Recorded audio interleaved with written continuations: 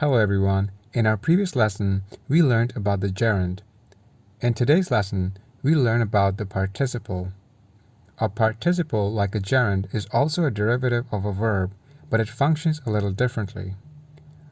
The participle stems from the Latin root participium, which means sharing. A participle shares the functions of certain verb tenses, nouns, and adjectives. There are three different types of participles: the active participle, the past participle, and the passive participle. Form. The active participle is the ing form of a verb. For example, I'm waiting for the bus. He saw her leaving the office. The form of the past participle depends on whether the verb is regular or irregular. For regular verbs, the past participle is verb plus ed.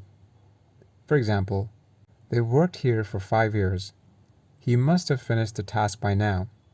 For irregular verbs, there are a number of different forms or endings. For example, we made good progress with the project.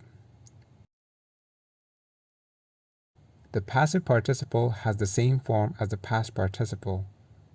It is usually used with be to form passive structures. For example, the table was carried across the hall. The soccer match was held last month. It can also be used with get and have. For example, I must get my documents translated. She needs her bills paid. To form the negative, we put not before the participle. For example, I left the scene not understanding what was happening.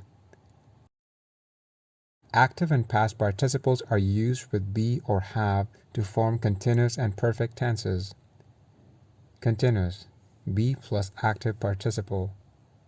For example, I'm doing some work. Perfect, have plus past participle.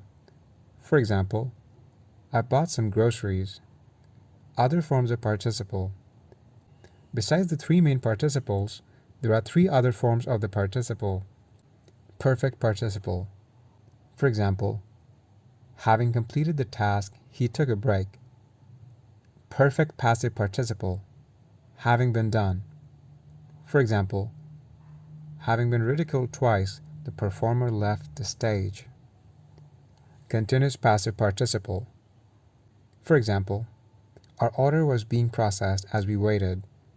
Participle clause.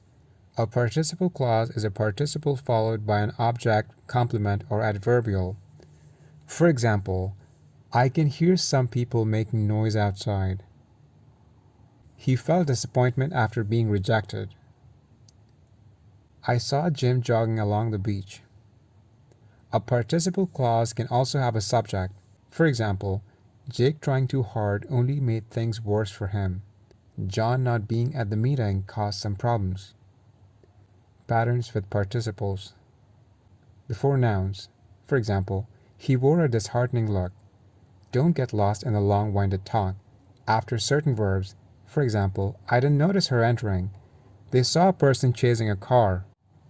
After certain conjunctions. For example, we left for home after finishing work. Could you return this document after using it? As prepositions.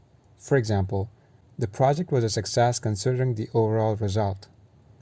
Following this meeting, we'll have a short lunch break. In clauses of time, reason, result, and condition. For example, weather permitting, we'll go for a hike. In shortened relative clause. For example, Jill's the girl standing next to the window.